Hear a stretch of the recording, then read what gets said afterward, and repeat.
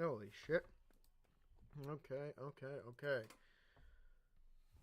What's up, everybody? Welcome to the Wrestling Pod. I'm your host, Carlito Santiago, and today we are here to talk about what went down on Monday Night Raw last night.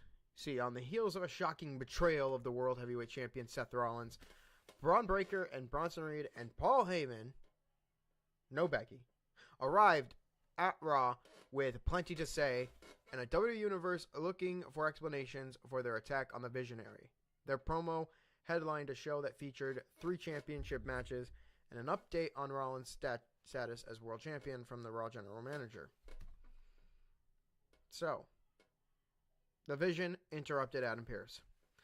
The Raw general manager Adam Pearce took to the squared circle to announce an update on Seth Rollins' injury when Braun Breaker and Bronson Reed and Paul Heyman interrupted. Pearce revealed that Rollins is fresh out of major surgery and will miss a considerable amount of time.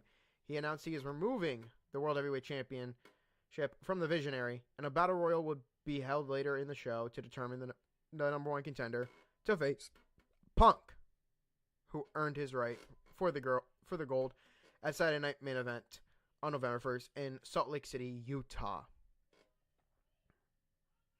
So, remember, Seth Rollins was stripped. Seth Rollins did not vacate the title. It's that's misinformation being spread. Fucking stripped. So the title is now vacated. So Pearce ordered Breaker to hand him the world title, to which the badass responded, well, what if I don't? After some establishment of dominance by Breaker, including demanding Pearce to say please in return for the world title, Pearce received the belt. But after, of course, Breaker handing it to Heyman to give to Pearce. Heyman grabbed the microphone and said he did not leave Roman Reigns and betray Punk at WrestleMania to side with Rollins, but rather because he knew Breaker and Reed were the future of the business. And this is just a bunch of fucking bullshit that Paul Heyman's trying to kind of steer and twist away from fucking, having to do anything with Seth Rollins, okay? After rallying off Rollins' previous nicknames and saying he was neither of them, he called the Visionary a bum-shouldered bitch and declared this is a revision of the future. Paul Heyman was just spitting out bullshit next. He explained that his betrayal was for Seth Rollins. Graded a B, but again, don't listen to what Heyman says after. Just leave it at, after they give the belt, just fucking switch to the next segment, because it's just stupid. And speaking of the next segment, wrestling is great. Thank you for the person who held that sign, because this is fucking great. Finn Balor and JD McDonough defended their tag team titles against AJ Styles and Dragon Lee. Balor and McDonough controlled the early portion of Monday night's title defense against Styles and Lee, isolating the masked babyface and cutting him off from his partner. A frustrated Phenomenal One entered the ring, took out both opponents, and dragged Lee closer to the corner so he could make the tag. A well-timed pull of the ropes halted Styles' momentum, though, and sent him crashing to the floor ahead of a commercial break. We came back from the timeout, and Styles managed to create some separation and make the tag to Lee. That sparked the babyface comeback as the luchador exploded into the ring and to the fight to both men, wiping them both out on the floor. 2 superb near falls ensued, with Styles nearly winning the gold for his team and Balor almost retaining for the Judgment Day. As the action broke down, Lee wiped out McDonough at ringside, allowing Styles to deliver a Styles Clash to, of course, Balor for the 1-2-3 victory, and the tag team gold is now with AJ and Lee. It's off of Balor and it's off of McDonough. There was some tension within the Judgment Day, of course. But there's going to be. And of course, now there's going to be. But it's great how we're going to follow up next with this. But this was graded an A, and this was great. I was happy that Styles won this shit. I was happy that Styles and Lee won this. So now, fucking, we don't have a tag team division anymore at this point. What the fuck? What followed next was another title defense. See, 3 weeks after being cheated out of the Intercontinental Championship via textbook shenanigan from Dominic Mysterio, Rusev again challenged for the title that has eluded him his WWE career.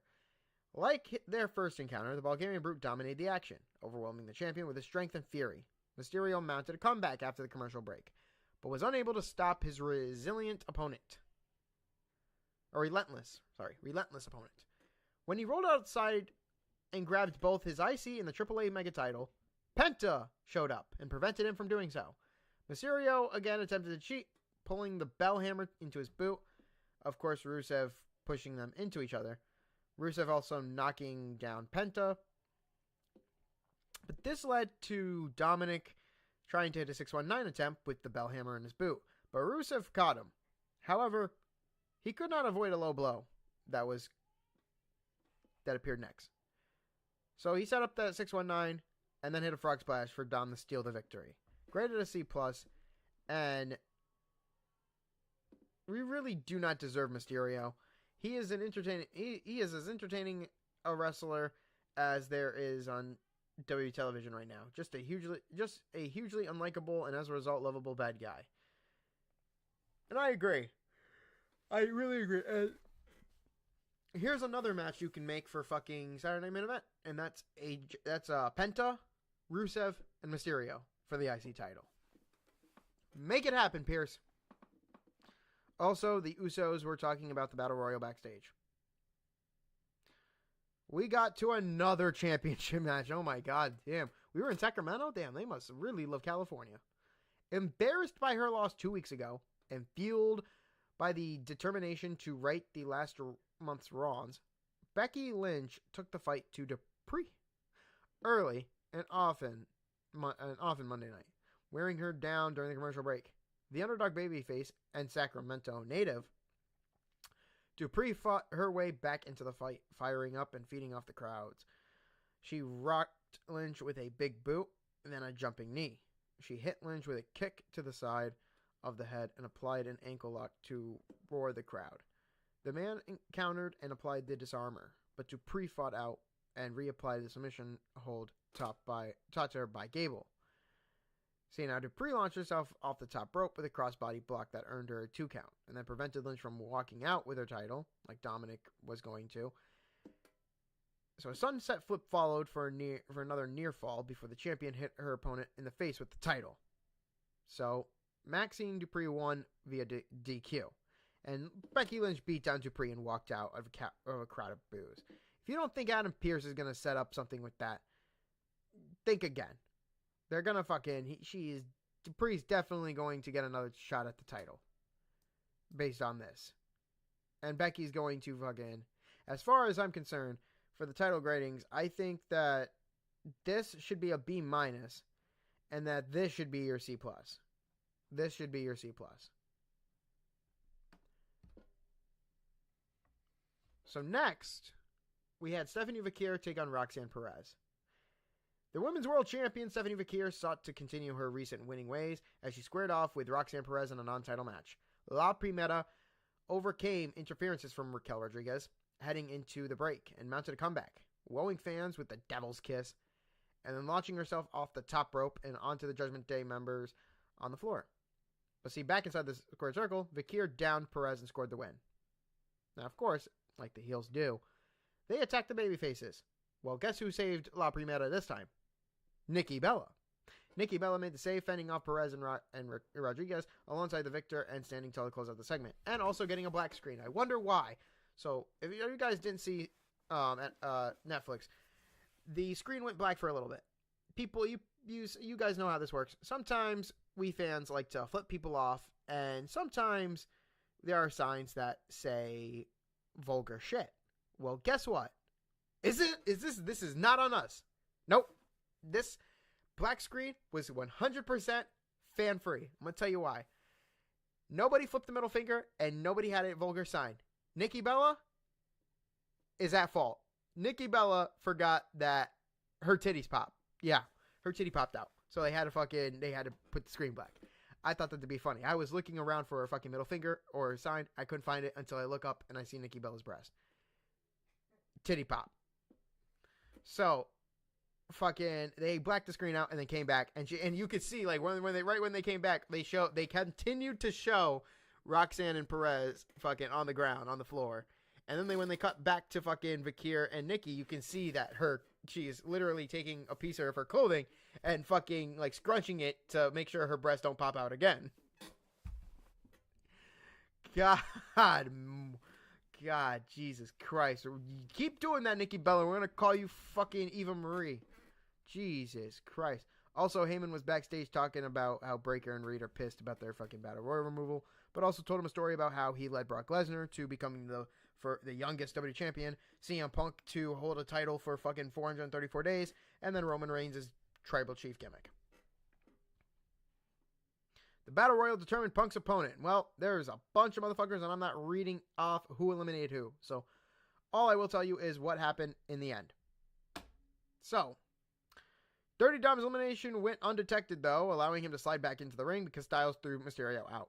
And the referees were dealing with Sheamus and all that. So, late in the match, Jimmy Uso repeatedly saved his brother and helped Jey stave off elimination. When the time came for the former world champion to make a move, LA Knight and Jimmy were hung up in the ropes, so he...